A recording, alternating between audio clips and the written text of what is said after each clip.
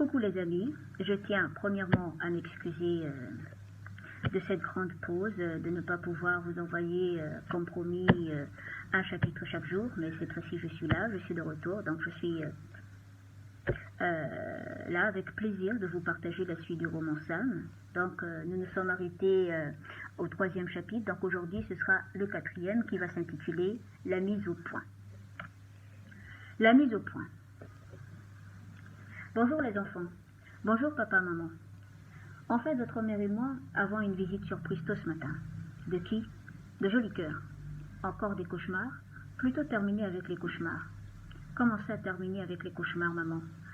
Eh bien, Rebecca, Joli Cœur a fini par tuer Yolande. Et c'est une bonne chose. Chérie. Quoi?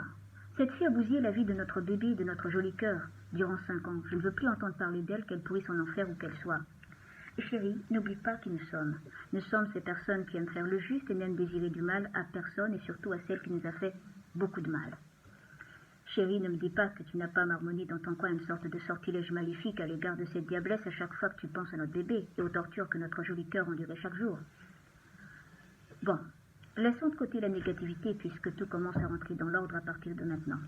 Tu as raison, ma chérie.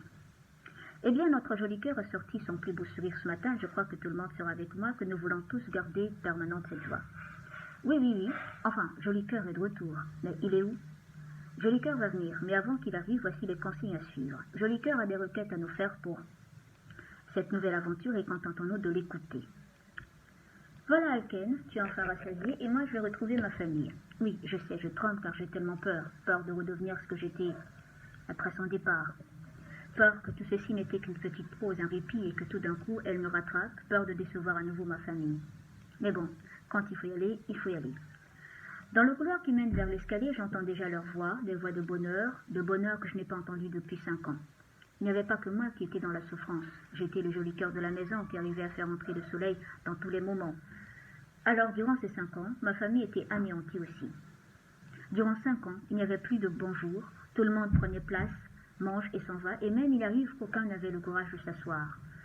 On vient, on prend le petit-déj debout, et l'on s'en va, et on rentre tard.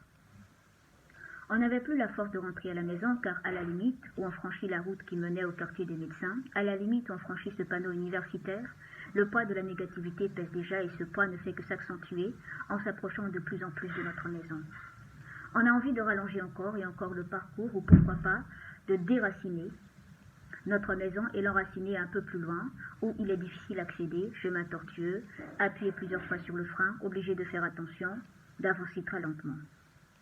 Mes sœurs et mon frère passaient le plus de leur temps, en dehors du temps de leur travail, dehors, à trouver toujours des choses à faire dehors. Et là, de les entendre parler et même rigoler et surtout bien installés me donne encore plus de force de me battre pour eux. Alors je descends lentement mais sûrement, et en me voyant descendre, tout le monde s'était tu. Et là, je me demande si c'est bon signe. Et tout ce que j'ai pu émettre, c'était « Bonjour tout le monde ». Et comme avec papa et maman dans leur chambre, ils se sont tous levés en même temps et se sont tous rués vers moi pour un très très grand câlin. Je me sentais en vie de nouveau.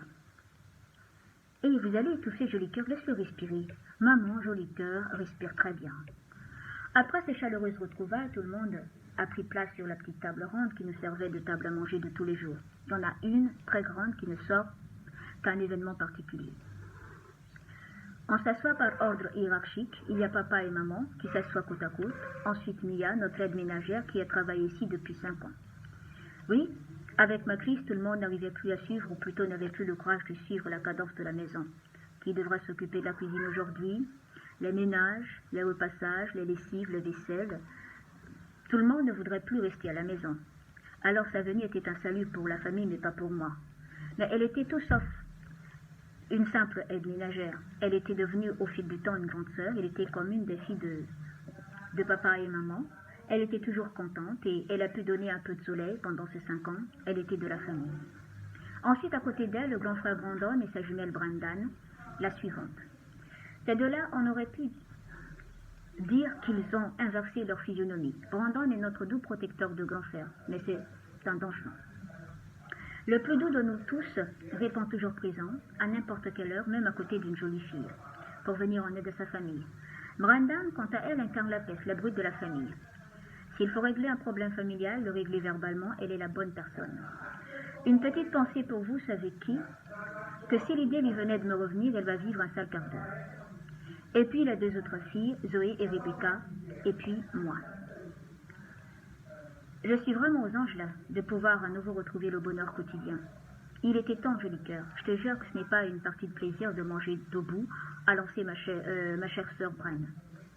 Et c'est cool d'apercevoir que rien n'a changé. Alors, joli cœur, tu veux prendre quoi pour le petit déjeuner? J'ai préparé tout ce que tu aimes. Merci, Mia. Je sais, depuis 5 ans, tu as préparé tout ce que j'aime sans avoir été déçue de mon inconvenance. Je veux que tu saches que j'éprouve chaque jour un profond regret de mon comportement et j'espère que tu me pardonneras un jour. Je veux que tu saches que c'était un plaisir de m'occuper de toi chaque jour. Merci beaucoup, Mia. Et merci du fond du cœur à vous tous, papa, maman, Bren, Zo et Reg, de votre patience. Je te le jure, joli cœur, que tu vas nous rembourser. Ha ha ha. Je savais que tu dirais quelque chose de ce genre, Bren. Il s'agit de la famille, joli cœur. On règle ensemble le problème de la famille, on subit ensemble et on survit ensemble. Merci, grand frère. C'est ce genre de choses qu'il fallait dire, Bren. Je l'ai dit, maman, mais à ma façon. Bon, ce sont les plaisanteries. Tu voulais nous dire quelque chose, joli cœur? Une mise au point. Une mise au point? Oui, Zo, les nouvelles règles me concernant. Très bien, joli cœur, nous t'écoutons. Papa avait dit ces mots avec beaucoup de stress. Bon, écoutez bien. Premièrement, je ne veux plus entendre le nom de Yolande, trouvez d'autres termes ce que vous voulez, mais pas ce nom-là. Et enfin, je veux que vous me trouviez de temps en temps quelque chose qui m'aiderait à l'oublier intégralement. Voilà, c'est tout. Ah d'accord, tu n'as aucune raison de t'inquiéter pour la poufiasse et l'aide qui t'est nécessaire à la gommer de tout ce qui te touche, comme on dit, de loin ou de près. Je suis la bonne personne pour ça. C'est parfait, Bren. Et les autres, qu'en dites-vous? Pour la première fois, nous sommes du côté de Bren. C'est sérieux, papa? Vous êtes tous sérieux? Vous n'étiez jamais de mon côté depuis tout ce temps. Tu ne le savais pas? Ça, c'est moi qui ai émis ces mots. Et tout le monde a rigolé, ça fait du bien de revivre à nouveau ce moment, mais c'est fou qu'elle me manque encore. Voilà les amis, c'est la fin du 4e chapitre, donc comme promis, demain, sans faute, je vous partagerai le 5e chapitre. Bisous, à demain.